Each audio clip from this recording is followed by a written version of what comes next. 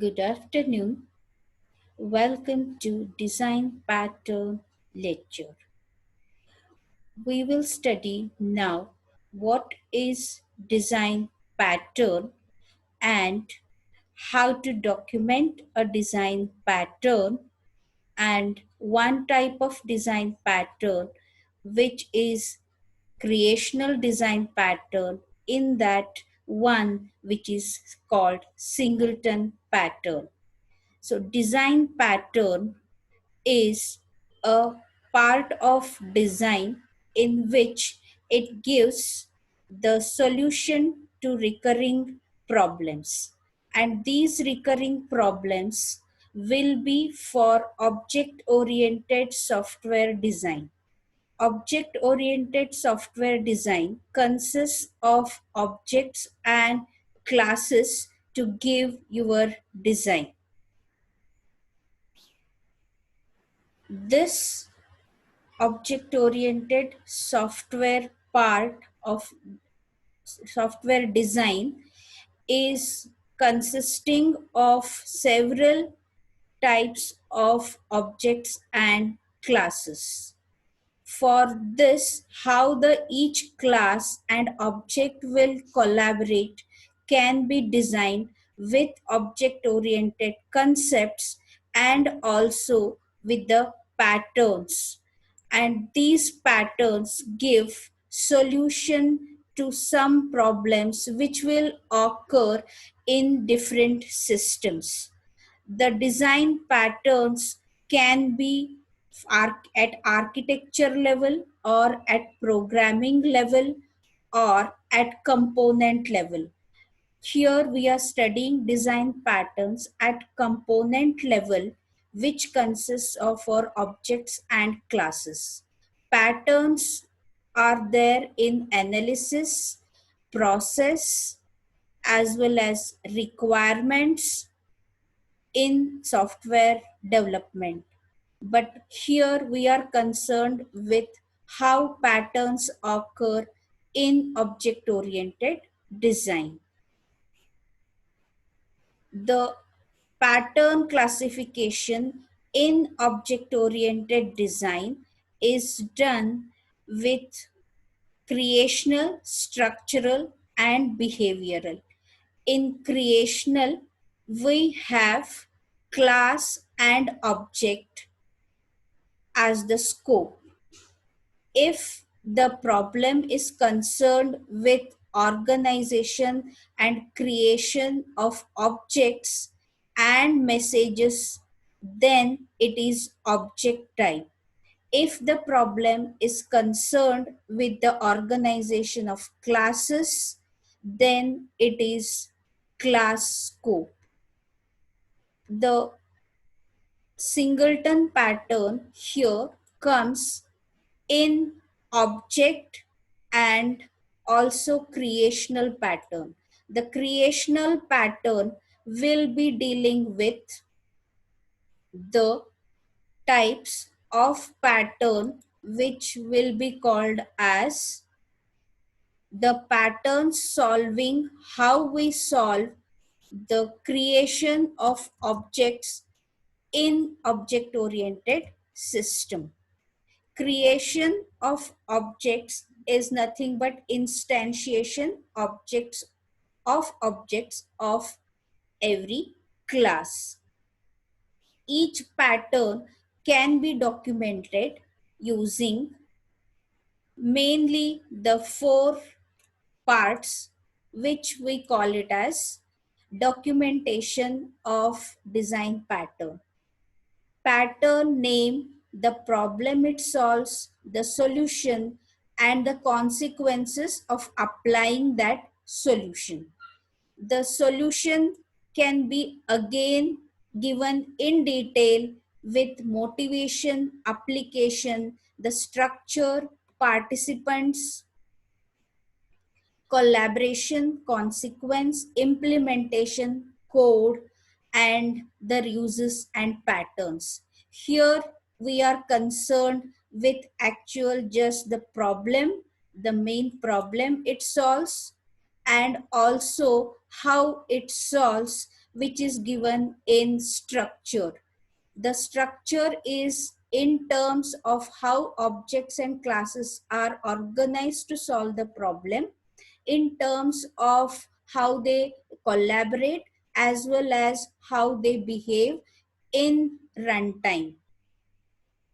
And once we know how to document in this, then we can solve and apply this solution wherever that problem occurs in the software design. The structure of the solution is given in terms of class diagram and sequence or communication diagram to show the behavior of that pattern. There are many uses of these design patterns. The main thing is reuse of this solution, and design patterns are applicable here to the solution of object oriented systems with problems where it comes to organization of objects and how the objects will collaborate in behavioral patterns, with also creation of objects. So that is creational pattern. The example of creational pattern is a singleton pattern. What is the problem concerning here? Whenever we want to instantiate the class will be instantiated by the application. Whenever we want to see that there is a restriction on instantiation, which should be taken by the class itself, not the application or the user, then we have to go for singleton object.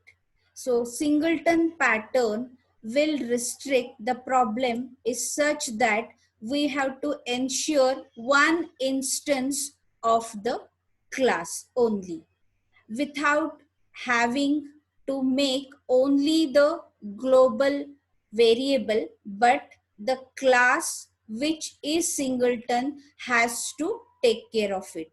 So here we find here the structure of singleton class. The class which is here in this, we call it as the class name singleton.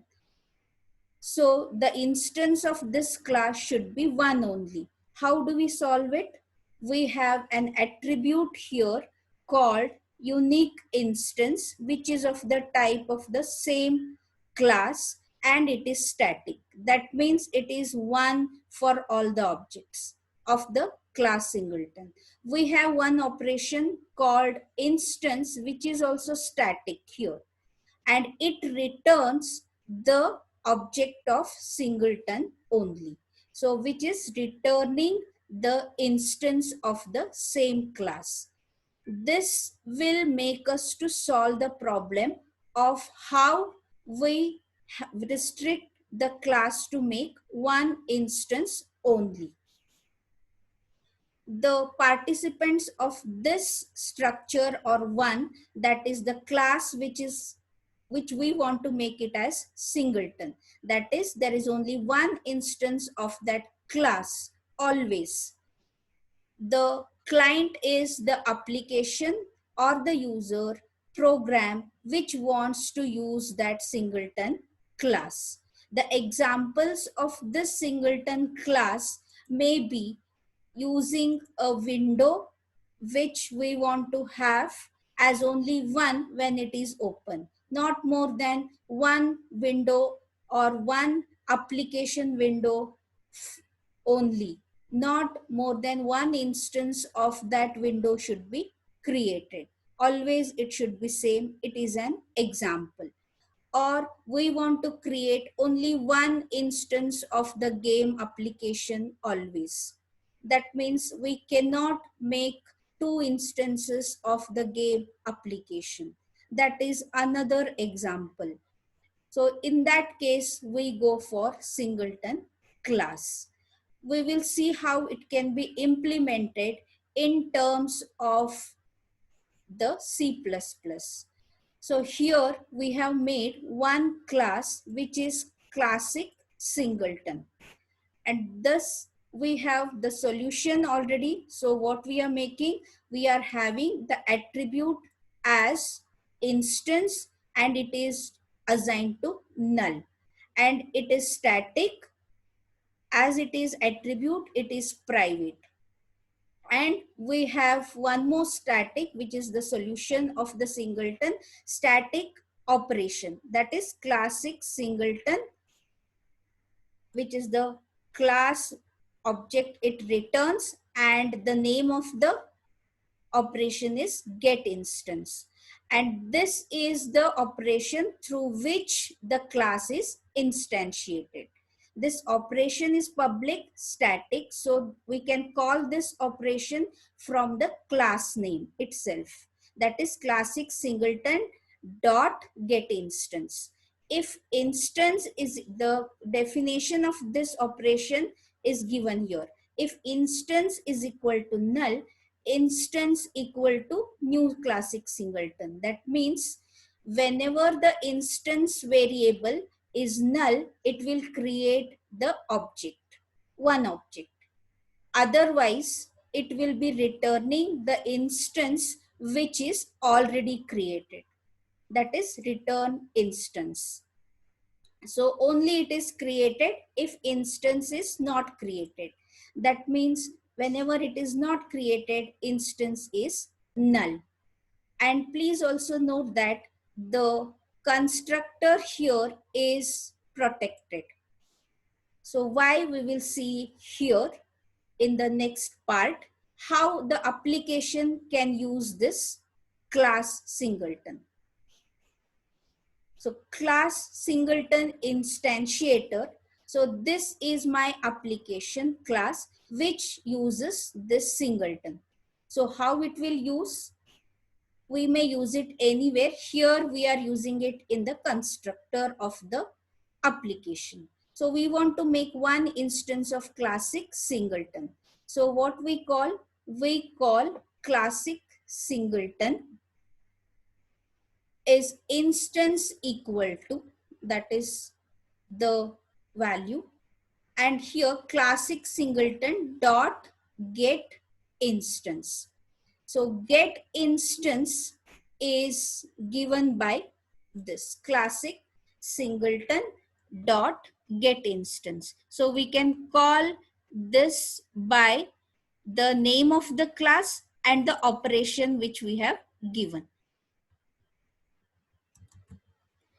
So, and here we are also having here classic singleton, another instance equal to new classic singleton.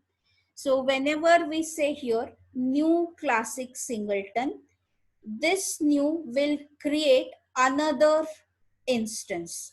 So to protect that, such that this cannot be called, what we have made here is protected. So we cannot call classic singleton new, because this new classic singleton from the application, that is instantiator, this cannot be called, whichever is in bold, because it is protected. If instantiator is only deriving from this classic singleton, then we can call that only for derived classes. So derived classes will decide how many objects will be created. So now in this case, that is why if we are not deriving any class, this classic singleton can be made protected or it will be private. That means the constructor will be private. Only the get instance will be able to use new classic singleton. In this way, we can restrict the number of instances of singleton to 1. So we can have this also is a meta class, because the class which is storing about the class, its information about the class itself, that can also be one example of singleton. So this will complete how we can implement also a singleton class and use it in our application. Thank you.